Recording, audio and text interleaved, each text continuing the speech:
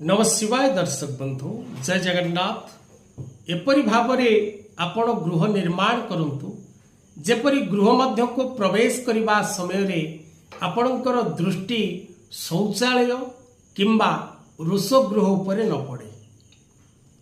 एपरी भावरे गृह निर्माण करने उचित। जदि भूल कर दियंती तेबे निश्चित भावरे आपण अनेक कष्ट अनेक पीड़ा अनेक जंत्रणा भोग करती।